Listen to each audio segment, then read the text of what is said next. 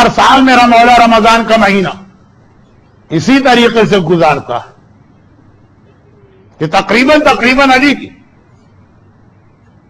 30 اولادیں تقریباً 28 سمجھ لیجیے، روزانہ ایک ایک گھر میں افطار ہوتا،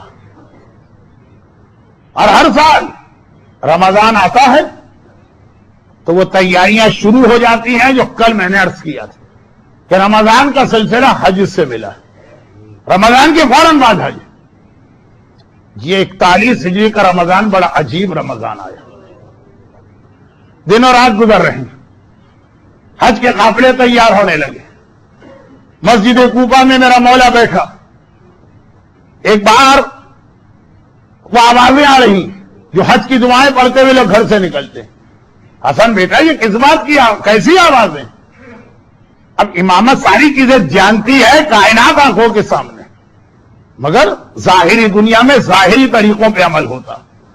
حسن گئے اور واپس آ کے کہا بابا حاجیوں کے قافلے ہیں جو ابھی سے تیاری شروع کر کے جانا شروع ہو چکے ہیں، یہ پہلا قافلہ نکل رہا۔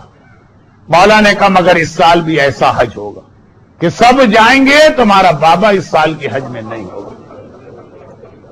ایک بار رمضان کا جمعہ آ گیا، ہر جمعے کو معصومین کا طریقہ غسل جمعہ، بالوں کی تراش خراش، اور پھر جو ہیئر کلر یا خضاب۔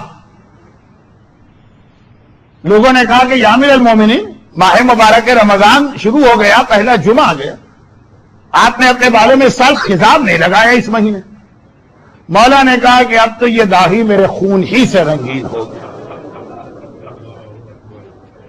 18 رمضان،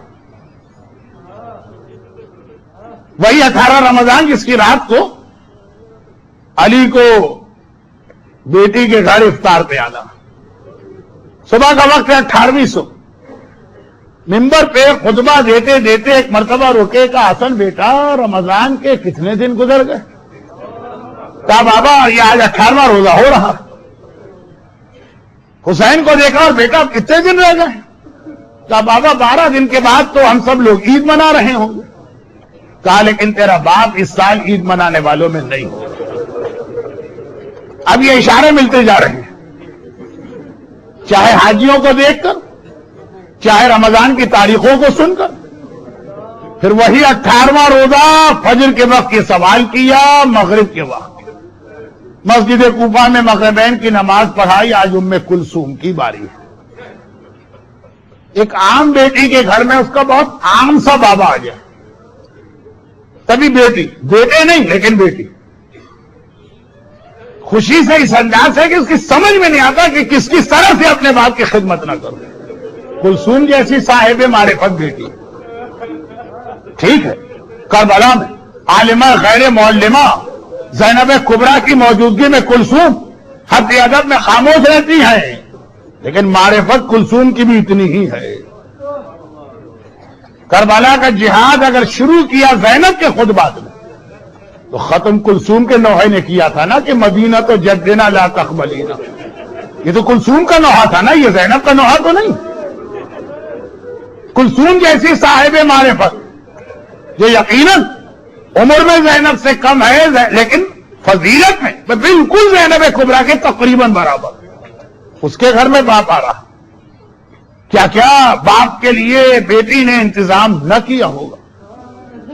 ہم تو کہتے ہیں تاریخ کچھ نہ بھی لکھے تو ہمارا دل کہتا کہ جتنی بھی جائز اور حلال غذائیں ممکن ہوں گی وہ لا کے دسترخوان پہ رکھ دی ہوں گی، مگر نہیں، یہ خالی محبت کرنے والی بیٹی نہیں ہے، یہ معرفت رکھنے والی بیٹی ہے۔ ایک محبت کرنے والا مومن ہوتا ہے، ایک معرفت رکھنے والا مومن ہوتا ہے۔ اس جملے کو بھی ذرا آگے بڑھانا تھا لیکن اب منزل مسائل، بس ذہن میں رکھیے گا، ایک محبت ہوتی ہے، ایک معرفت ہوتی ہے۔ محبت رکھنے والی بیٹی تمام حلال غذائیں جو کوفے میں ممکن ہے لا کے دسترخوان پہ رکھ دیتی، بابا آیا، لیکن معرفت رکھنے والی بیٹی دسترخوان پہ صرف اور صرف 3 چیزیں لا کے رکھی گئی، ایک دودھ کا گلاس یا دودھ کا پیالہ، ایک نمک کا ٹکڑا اور ایک روٹی۔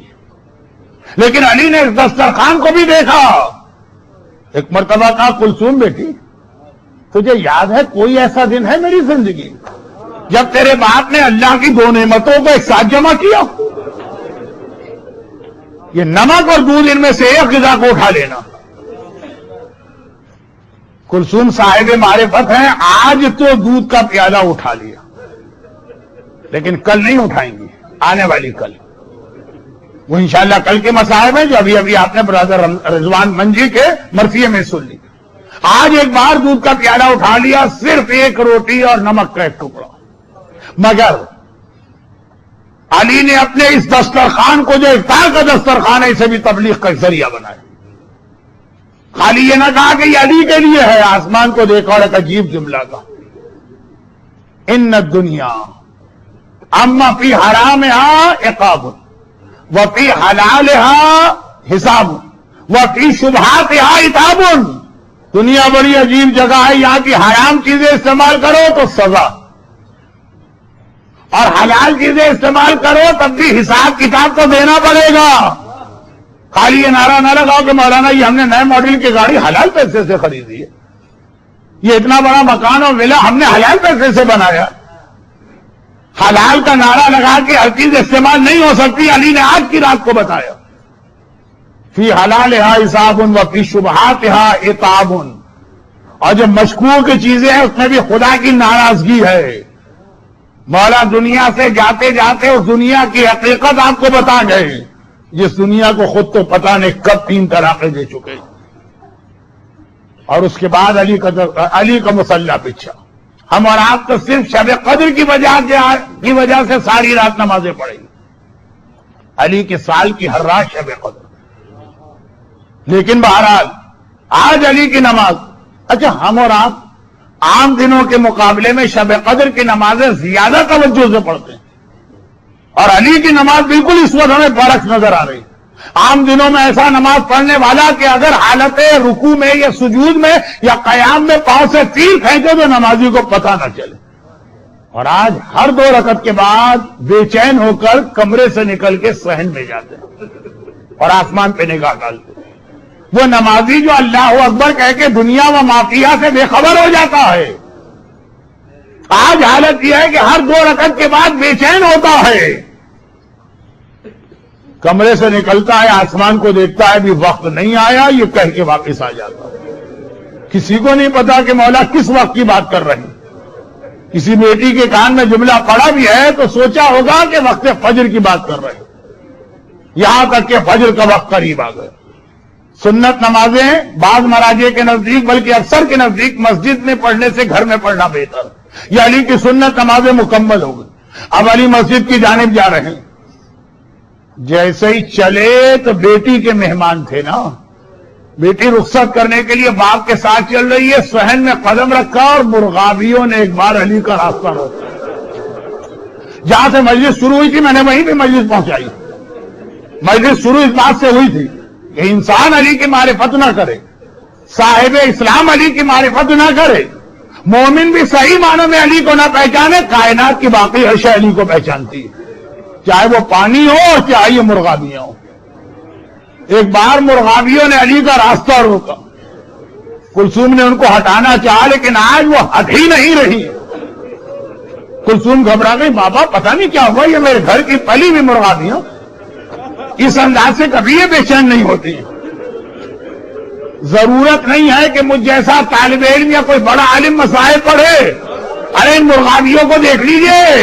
ایک بار کلثوم کہتی ہے بابا میرے گھر کی پلی ہوئی مرغابیاں بتخیں ایسی بے چین تو کبھی نظر نہ آئی تھی، آج یہ راستہ کیوں روکے ہوئے؟ علی نے کہا بیٹی انہیں کچھ نہ کہنا، ان کا خیال رکھنا، یہ کسی کا نوحق پڑھ رہی ہے، یہ کسی کا ماتم کر رہی ہے. انسان نہ پہچانے باقی کائنات کی ہر شے پہچانتی ہے. ایک بار مرغابیوں کو ہٹا کے کلثوم نے باپ کے لیے راستہ بنایا. دروازے سے میرا مولا نکلا اور ایک بار کمر کا پٹکا یا کمر بند دروازے کی کنڈی میں اٹکا. مولا ایک بار رکے. کلثوم نے گھبرا کے کہا بابا آج مسجد میں نہ جائیے، جودہ ابن حمیرہ کو بھیج دیجیے، وہ آپ کے مسجد نماز پڑھا دے، آپ نہ جائیے، یہ فالے بد ہے، میرا دل گھبرا رہا. علی نے کہا کلثوم بیٹی جو روز ازل سے اللہ نے لکھ دیا ہے وہ ہو کے رہے گا، جاؤ گھر میں جا کے تم بھی نماز کی تیاری کرو۔ اب یاد وہ روایتیں، ایک روایت ابھی آپ نے مرثیے میں سنی ہے، دوسری روایت بھی ہے، میں اس کو پڑھ رہا ہوں، بات کو مختصر کرتا ہوں۔ اور میرا مولا ایک بار مسجد میں گیا، گھر کے نماز شب کا افضل وقت تھا، لیکن ابن ملجم جیسے لوگ اس وقت بھی سو رہے تھے، ایک ایک کو علی اٹھاتے جاتے ہیں اور کہتے جاتے ہیں اٹھ جاؤ نماز کا وقت آ رہا، یہاں تک کہ فجر کی اذان ہوئی اور میرے مولا نے نماز شروع کی۔ یہ نافلہ فجر تھی یا واجب فریضہ فجر تھی، بس یہ وہ دو روایتیں۔ میرے مولا نے نماز جماعت شروع کی، حسن بالکل باپ کے پیچھے، اور ابن ملجم حسن کے پہلو میں کھڑا ہوا۔ ایک بار میرے مولا نے پہلی رکعت کے سجدے میں سر رکھا اور ابن ملجم کی وہ تلوار چمکی جو ٹھیک اس جگہ سر پہ لگی جہاں خندق کے میدان میں عمر ابن عبدوت کا ایک بار لگا۔ ابھی لوگ سجدے میں ہیں، یا مسجد النبوی کے نمازیوں کی سمجھ میں نہیں آیا تھا رسول اللہ سجدے سے سر کیوں نہیں اٹھا رہے، یا آج مسجد کوفہ کے نمازیوں کی سمجھ میں نہیں آیا، علی سجدے میں گئے ہیں اور ایک بار کوفے کی مسجد ہلی، زمین کوفہ میں زلزلہ آیا، آسمان سے عجیب آوازیں آنے لگی، جبرائیل کا لوحہ، اور ایک بار نمازی انتظار کر رہے ہیں سبحان رب الاعلی و بحمدہ کہا جائے گا، اور بجائے سبحان رب الاعلی و بحمدہ کے فزتو برب الکعبہ، ارے رب کعبہ کی قسم آج علی کامیاب ہوا ہے۔ اور پھر علی کی آواز آئی حسن بیٹا آگے بڑھ کے نماز کو مکمل کراؤ۔ اللہ اللہ، اس سال میری پہلی تقریر امام حسن کی فضیلتوں کے بارے میں تھی، لیکن اس امام حسن سے کوئی پوچھے مصلی پر باپ اپنے خون میں تڑپ رہا ہے اور حسن ایک بار نماز کو مکمل کرا کے بتا رہا ہے۔ اہمیت نماز سمجھو، میں سبحان ربی العظیم و سبحان ربی الاعلیٰ کہہ رہا، میرا بابا بڑی مشکل سے میرے برابر بیٹھ کے نماز پڑھ رہا، لیکن ادھر نماز ختم ہوئی، ادھر نماز ختم ہوئی۔ حسن نے کہا السلام علیکم ورحمۃ اللہ وبرکاتہ، اور اس کے بعد اب کسی تعقیب و دعا کی ضرورت نہیں ہے، طرف کے بابا کی جانب بڑھے، بابا کے سر کو اپنی گود میں لیا، حسین قریب آ کے بیٹھے۔ آج نمازیوں نے تسبیح چھوڑی، آج نمازیوں نے دعائیں چھوڑی، اور سب نے علی کو گھیرے میں لیا اور ایک بار علی کو اٹھا کے چلے۔ بس آپ کی زحمتیں تمام، اتنا جملہ کافی۔